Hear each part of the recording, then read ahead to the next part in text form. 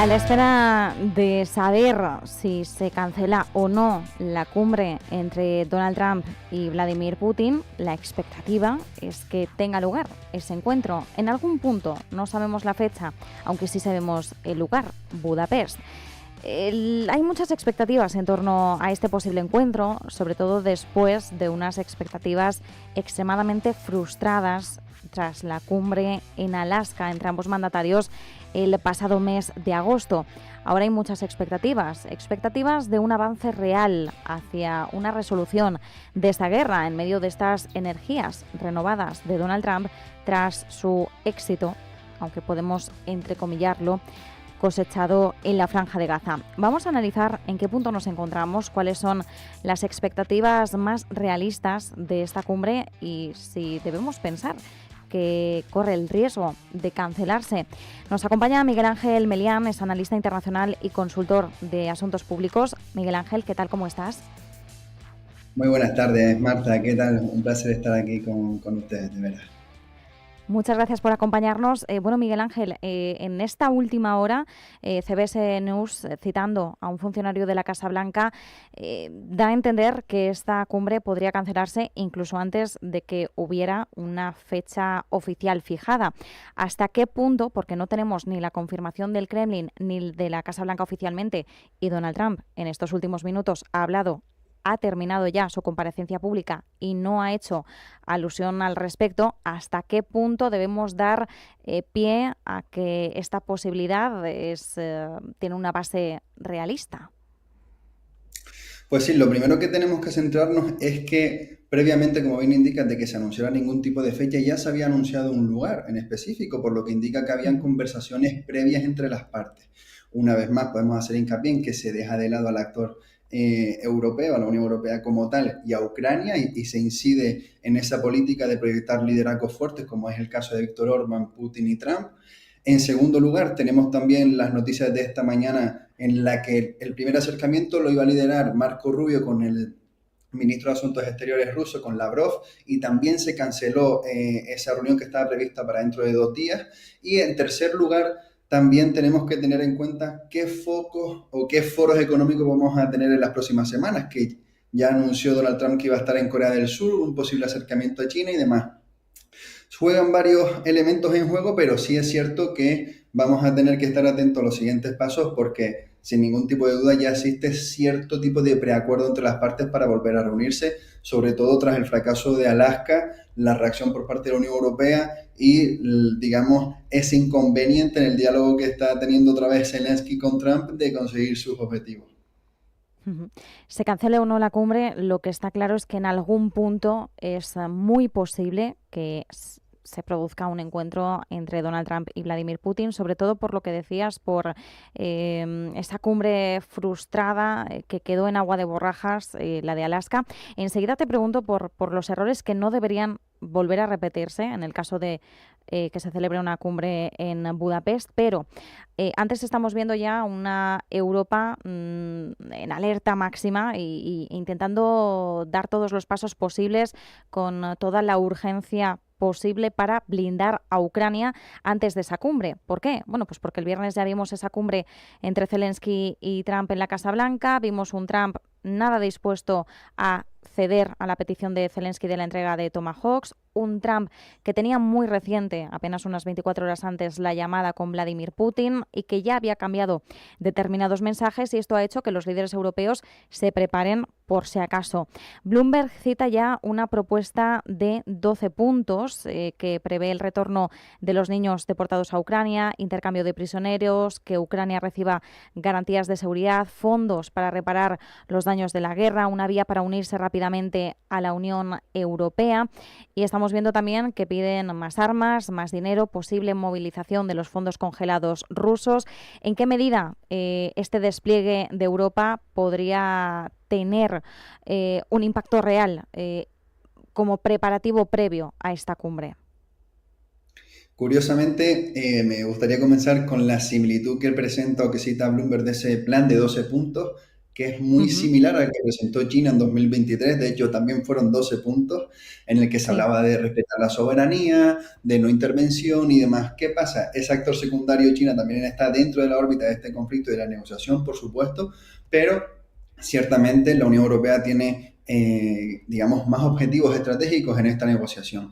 En cuanto a qué medidas pueden tener un impacto real, desde mi punto de vista, a partir de lo que se ha estado negociando en los anteriores periodos de diálogo, afectaría negativamente en cuanto a que siguen estableciéndose límites o líneas rojas que Putin ya ha marcado en notables ocasiones que no estaría dispuesto a aceptar. Un ejemplo, la inclusión de Ucrania en la OTAN o en la Unión Europea, esa expansión hacia el este también que en determinados debates ha provocado, digamos, en cierta medida esa reacción rusa en Ucrania. Por otra parte, la movilización de recursos ahora mismo congelados rusos, también que aunque ha generado cierto debate interno en la Unión Europea, aquí sí se demuestra que somos capaces de intentar dar esos pasos.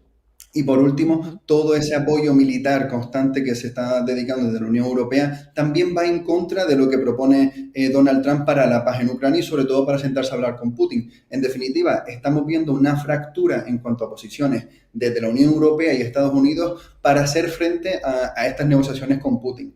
Y por último, Ujú. sí me gustaría señalar que es un aspecto clave que lo mencionabas en la introducción a la pregunta, y es esa conversación que mantuvo Donald Trump con Putin apenas unas horas antes de estar con Zelensky, y que parece que entre ellos dos han diseñado una especie de esquema en la que Putin expone sus necesidades, Donald Trump las asume en cierta medida también respecto a lo que expone el presidente ruso, y a que Donald Trump se intente entender con Zelensky. Y de ahí toda Ujú. la denegación, por ejemplo, de los Tomahawk, de esa negativa a la capacidad de Ucrania para que ataque en profundidad los objetivos militares rusos, y que evidencia una vez más que aquí se está jugando, digamos, un proceso de negociación donde los actores principales son Estados Unidos y Rusia en contraposición de la Unión Europea y Ucrania. Ujú. Desde luego, esta es una idea que no resulta tan nueva porque muchos expertos, muchos analistas ya apuntáis a que ya hay una suerte de plan establecido entre Donald Trump y Vladimir Putin, algo más a nivel interno, más de puertas hacia adentro, algo que todavía no se ha establecido como público, pero que ya habría una línea general bastante marcada que bueno, probablemente esté a la espera de esa próxima cumbre o de posibles rondas de conversaciones que se puedan restaurar entre delegaciones rusas y ucranianas, pero efectivamente da la sensación de que ya hay algo diseñado, aunque no se nos esté contando, Miguel Ángel. Sí, y fundamentalmente tenemos que estar atentos a tres, cuatro pilares que son fundamentales en las negociaciones. El primero, y Ujú. sin lugar a dudas, las fronteras, es decir, qué vamos a hacer con las fronteras, si se van a congelar en el estado actual en el que se encuentra en este momento en el conflicto, si se va a ceder más territorio a Ucrania, si se cede a Rusia. Es decir, aquí vamos a tener un problema que no solo pertenece a las negociaciones, también lo tenemos que recordar, pertenece a una preocupación histórica de seguridad rusa respecto a sus distintos frentes. Y si cogemos un mapa, la política exterior de fronteras de Putin es similar a la de los antiguos zares, o sea que también es un elemento muy importante. En segundo lugar, ¿qué tipo de implicación de seguridad, o más bien dicho, en el sistema de seguridad europeo va a tener este acuerdo de paz? Es decir, dónde se va a detener la OTAN, hasta qué punto vamos a estar implicados los europeos en el proceso de paz, y también desde el punto de vista estratégico, hasta dónde es capaz de llegar la OTAN bajo Trump y esa simpatía a Putin. Y por último, Ujú. también, digamos, ya nos encontramos en un momento de estancamiento bastante importante en la guerra. Sí es cierto que momentáneamente hay avances y contraofensivas de ambos bandos, pero sí es cierto que la economía rusa también está ya, digamos, teniendo esos síntomas de desgaste estructural, porque es verdad que ha aguantado más de lo previsto, pero sí es cierto que tiene que hacer frente a una serie de problemas internos y a nivel internacional bastante importantes, que puede provocar que la Unión Europea también tenga un elemento más de presión sobre que, digamos, hacer hincapié si quiere sacar réditos de este tipo de negociaciones. Pero en suma, Marta, son bastantes elementos los que están encima de la mesa y los que yo creo que van a ser fundamentales en la negociación de Putin y Trump. sobre todo pues en lo que estábamos justamente comentando ahora. Ujú. Que, por cierto, Miguel Ángel, ahora que estabas comentando estos puntos, algo importante también ha sido los vaivenes de Donald Trump a la hora de hablar sobre la economía rusa. Trump hace unas semanas hablaba de una economía rusa debilitada. Después de su conversación con Vladimir Putin, habló de una economía rusa resiliente, sólida y que todavía tenía carrete, por así decirlo, para continuar, ¿no?, y proseguir con la guerra. Así que, bueno, estamos viendo que efectivamente las posturas, posiciones, declaraciones de Donald Trump son muy volátiles. Esto tampoco nos extraña, sabemos que tiene esa impulsividad que forma parte de su característica como líder, como presidente. Quería preguntarte sobre los errores que no deberían repetirse de la cumbre de Alaska. Ahora que estamos desgranando estos pilares fundamentales, citabas las fronteras, citabas también la cuestión económica, ¿qué aprendizajes debemos llevarnos de una cumbre que fracasó, que supuso además un estancamiento durante unos pocos meses de todas las conversaciones, para que ahora realmente podamos pensar en un avance real? Sí, en primer lugar, sin ningún tipo de duda, deberíamos asistir a un proceso de negociación que tenga un marco más sólido, es decir, en Alaska el marco de negociación fue bastante débil, se marcaron objetivos bastante poco realistas, poco definidos, se buscaba una paz rápida sin un marco posterior de posguerra que es casi más importante que el proceso de paz en sí, porque no debemos olvidar que hay implicaciones humanitarias, económicas, sociales, es decir, que hay que tenerse en cuenta y que a largo plazo van a ser vitales para la reconstrucción de Ucrania y del orden de seguridad regional. Eso en primer lugar. En segundo punto, tenemos que tener en cuenta que no podemos aislar de todo a Kiev en las negociaciones, es decir, la Uh-huh. inclusión de Kiev en la mesa tiene que ser prácticamente obligatoria si se quiere buscar de verdad una solución pactada. Aquí ya podemos entrar si ese es el verdadero objetivo o esta negociación responde a objetivos geopolíticos secundarios, por supuesto. Y en tercer lugar, comentábamos antes esa fractura que hay entre los actores principales, sobre todo del bando occidental, entre la Unión Europea y Estados Unidos, incluso Kiev. Aquí digamos que debe existir también cierta base sobre la que proyectar algún tipo de decisión, algún tipo de postura o, digamos, alineación estratégica entre estos actores, porque si no, digamos, Putin va a tener su segunda victoria, porque ya la tuvo en Alaska, fue su primera visita a un país occidental desde el comienzo de la guerra, simbolizó esa proyección de poder que tiene Putin para los suyos también. Y claro, aquí ya volvemos a las declaraciones de Trump a las que hacías mención, que sin embargo se encuentran dentro de un marco de política de gestos totalmente cambiante y adaptativa incluso, y que también tienen en ocasiones bastante más repercusión que la negociación en sí, sobre todo en términos de política interna y digamos de justificar todas las acciones o la toma de decisiones que se vaya a realizar en adelante. Pero sin ningún tipo de duda son los tres puntos que te comentaba anteriormente: la negociación, el marco de negociación débil, la inclusión de Ucrania como actor obligatorio y esa, digamos, limitación de la fractura entre Estados Unidos, Europa y Ucrania. Ujú.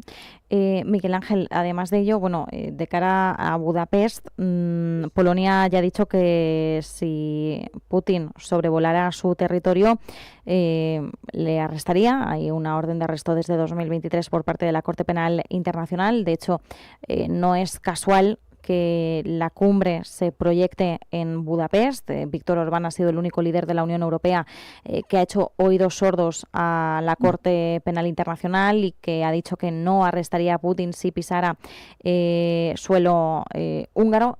Claro, Polonia cierra su cielo.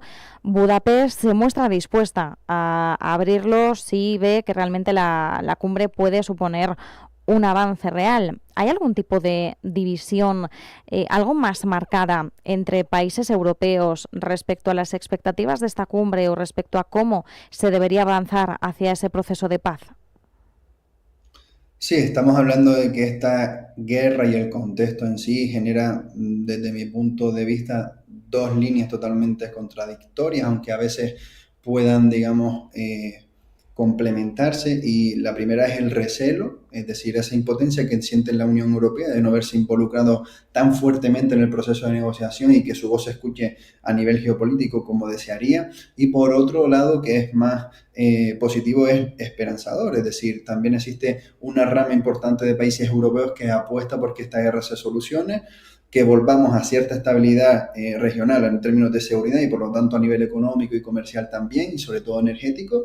Y digamos que aquí nos vamos a encontrar fuertemente dos bloques, como bien indicabas. Hungría es el único país que ha seguido incrementando la dependencia energética de Rusia desde el comienzo del conflicto. Como te indicaba antes, también responde a cierta tendencia de gestos, y sobre todo en términos de política interna. Orbán afronta unas elecciones en abril de 2026 que pueden poner en peligro su poder.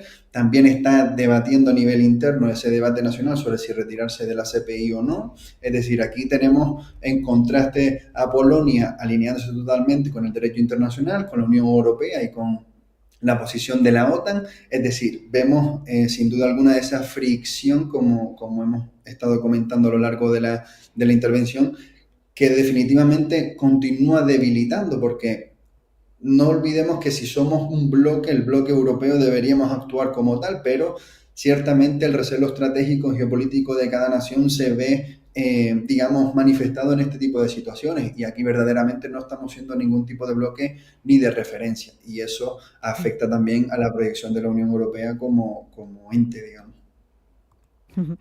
Por último, Miguel Ángel, insistimos en que hay muchas cuestiones todavía en torno a la cumbre, sin ir más lejos si se va a efectuar o no, pero hasta hace unas pocas semanas hablábamos de una frustración creciente por parte de Donald Trump hacia Vladimir Putin. De hecho, parecía que Donald Trump había dejado la cuestión de Rusia y Ucrania a un lado. Es verdad que se había centrado más en la cuestión de Gaza, Oriente Medio, en este último periodo más reciente de su mandato. ¿Podría exacerbarse o renovarse esta frustración? ¿O por el momento parece que hay un camino algo más marcado y Donald Trump va a empeñarse en no saltarse ni una coma del guión para poder, por así decirlo, adjudicarse un nuevo logro geopolítico? Pues hablabas antes de la reciente intervención, apenas estábamos empezabas el programa de Trump, hacía referencia en que la novena guerra que iban a solucionar ya estaba en camino. No directamente hacía alusión a Ucrania, pero se puede sobreentender que sí.